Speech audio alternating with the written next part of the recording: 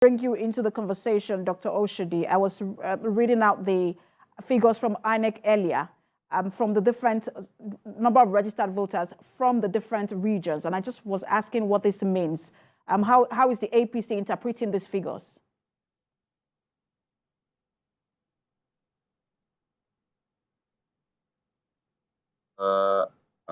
Network challenge there.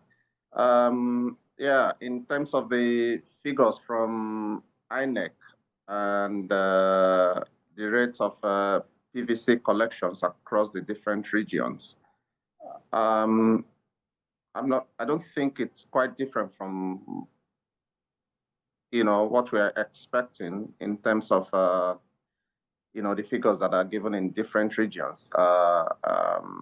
The one that is a bit concerning, which also happened in 2019, is the rate of PVC collections, especially in the Southwest. And going by the figures, we expect, to do very well in a lot of the regions, Northwest, Northeast, North Central, South, and Southwest as well. Yeah, and, try our best, especially in the Southeast, to at least cost 25% in some of the states that we might not do well, and the ones under our control, make sure that we do very well and score majority of the votes.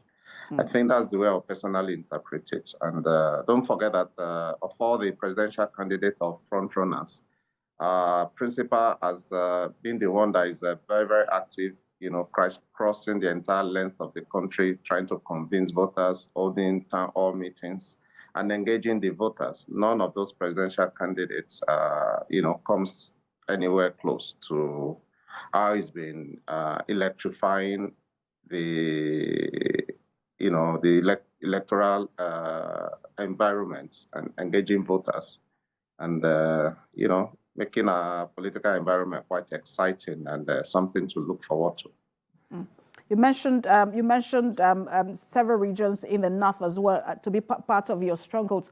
Do you think that you would do better than the PDP presidential candidate in his own region? I think Nigeria has gotten to a point where it doesn't really matter where you come from. What people want is good governance. Say, for example, the PDP presidential candidate comes from Adamawa State, and he was vice president for about 8 years. And there's no meaningful development in Adamawa as of today. When you look at all the metrics of development, be it the Human Developmental Index, the HDI, or what you call HDI, or even the IGR of Adamawa State. So a lot of the things happening in Adamawa State are attributed to his own, private enterprise. This is not how to govern a state. So Adamawa State has to look beyond article coming from Adamawa State and, embrace, a developer like Asiwaju that can actually bring development to that state, expand their IGR, focus on expanding all the HDI metrics, that would make sure that, the people experience the dividends of democracy and, set Adamawa on a high footing, as well as other states, from the Northeast. When you say that he was vice president for 8 years and there's no meaningful development in Adamawa State, wouldn't that be the responsibility of the governor of the state and not necessarily of the person who is vice president, irrespective of where he's from? Well, if as a vice president, I think you should have a very good relationship with the governor coming from your state. And, if such had happened, a lot of developments could have been brought to Adamawa State, working with other elected officers, be the governor, be the senators or House of Representative members from that country. But that's not what we're witnessing. What we witnessed after that was lack of development. Then terrorism came up. Adamawa became one of the states of the hotbed of terrorism. And when you're talking about poverty in Nigeria, the North is also leading those states. You don't want that kind of a person as your president, if you come from that region, because If he didn't bring development in 8 years as vice president, it's also not going to bring development in another 8 years as president. So what becomes of those states, not just Adamawa, but the entire Northeast, which has been the hotbed of terrorism, for a couple of years now.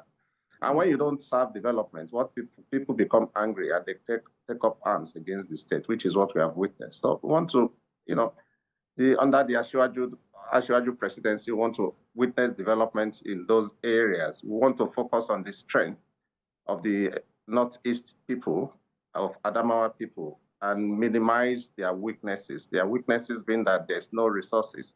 Their weaknesses being that there's no job. Their weaknesses being that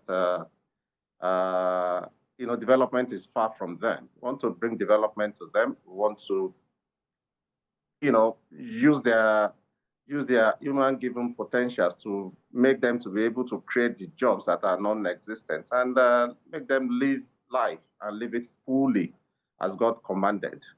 That's what Asiwaju is bringing on the table. So they should join us and make this dream a reality. And when you look at the major candidates, two of them are from the north. One of them is of the PDP, and the other is of the NNPP, Rabiu Kwankwaso. Where does that leave the APC in the north? I think you should go back to 2019. Kwankwaso and Alhaji Atiku, they are of the same PDP stock. So it's PDP fighting against PDP. As far as I'm concerned, you might prefer to say NNPP versus PDP. And even Obi's Labour Party is still PDP. So PDP, as of 2019, were won, and they lost to APC of, President Muhammadu Buhari and Vice President Asiwaju. So in 2022, they've divided themselves into three. And hopefully we also help them complete the divide. Hopefully we get, the G-5 governors on our side. So it's going to be a moonslide victory. That's what we are praying for. So I want to get, sorry to just jump in, and apologies for interrupting. You mentioned something about the G5 governors. Are you saying that hopefully you get them on your side? Does that mean that conversation is ongoing with the G5 governors? I believe conversation is ongoing. And at this stage, like I tell people, it doesn't even matter where the G5 governors goes, in as much as they don't remain in PDP. Let's say, for example, they adopt Peter Obi. It's still PDP factionalized. Let's say they adopt Alhaji Kwankwaso, it's still PDP factionalized. So the only way they can become politically relevant post-2023 and join the winning team is to join Asiwaju campaign train. And that way, it's a moonslide victory. Our victory will be assured, in all the G5 states, and along with our strength in other areas of the country. So I want to go back, because this conversation is about the South-South, and we'll get there in just a moment, but we want to look at some of the regions before we then bring it back to the South-South, because you mentioned earlier about the Kwankwaso and Abubakar Atiku being from the same stock, which is PDP. What people will always say that, look, Southwest is already setting for Asiwaju because he's from the Southwest, and that Southwest is also predominantly APC. You don't also think that, look, because these two presidential candidates are from the North, it's going to be quite a bit difficult to make inroads from those areas. How popular is Asiwaju in the North?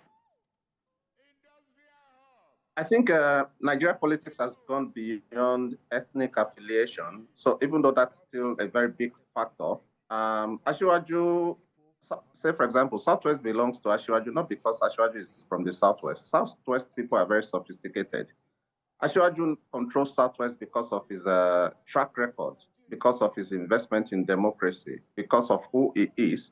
He sacrificed a lot. He stood with Chief MKO Abiola during June 12 annulment. He ruled Lagos State very well and continues to rule Lagos State through his proteges. And they are delivering the dividends of democracy to Lagos State.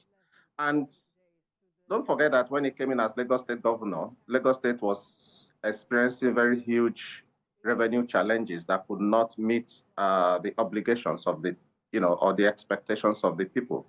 And through his financial ingenuity, he instituted several reforms that culminated in the exponential increase of the IGL that we see today from about 600 million a month at the time. I think they are doing about 25 billion as at today. And we can see, the quantum development, that is, going on across Lagos State. I think recently they launched the light rail, from one part of Lagos to another, and a lot of other areas will be covered in a matter of time. These are the kind of expectations we have at the federal level. No region should be left, out. And we are supporting him from the Southwest, not because he's just from the Southwest, but because he has the capacity, he has the vision, he has the track record, he has the ability, and he understands the terrain very well. He's been part of the political process for many years. So he's coming on board with experience, just like President Biden of United States of America has come on board with lots of experience garnered over the years. And he's doing wonders in the United States of America. And we cannot jettison experience at this stage of democratic, democratic rule, which Asiwaju will bring on board. So, these are the factors that other regions have to look at, not just because somebody is from their area, and get Asiwaju elected and witness quantum development, which is what democracy should be about. We're speaking with, I don't know if he's back on, we're speaking with the Delta State, it was a special advisor on election strategy to Delta State APC Governorship Campaign Council, Ifiduku, earlier. And he was saying that, look, even in the Southwest, that Asiwaju is also, probably going to do well as well, going to do well in that region. And that, look, because you have at least two states that are APC in that region. And so, I'm sorry, one state APC, then you have the PDP, you have ABGA. And so when you look at that, and then those who are APC, two of them are a bit shaky. So he's saying that possibly Asiwaju would do well. And when you look at the turnouts of people when he went to a state like Imo, he might do well in that region. What's your thought on that? I think he'll do well in the Southeast, to be honest with you. Don't forget that Southeast traditionally vote for PDP, and I think they will still do. Don't mind the fact that Peter Obi is also from the Southeast. But I think Southeast people are also very sophisticated people. They can be very, very calculative. So it would have been a different game, say, for example, if Peter Obi had come up under the PDP structure. So I don't see him dislodging some of the PDP states. And in the APC states, about two controlled by the APC, I expect those states to be delivered to Asiwaju. And in non-APC control states, we'll do our best to at least score 25% of the votes so that we can meet 25% requirements in some of those states, assuming that we cannot win them. But this is going to be total victory for Asiwaju come February 25th, 2023. So there are 5 states in the Southeast. Imo and Ebonyi are controlled by APC. Then you have Enugu and Abia being controlled by PDP, and Anambra controlled by ABGA. Now, there are people who are saying, even in the states where you have APC, that generally for the presidential election, that people might vote for a Labour Party because that's his region, and that maybe during the governorship election, they will end up voting for APC and the party that controls that particular state. How do you react to that? Well, it's a possibility, judging by sentiments, that one cannot discountenance, when it comes to elections.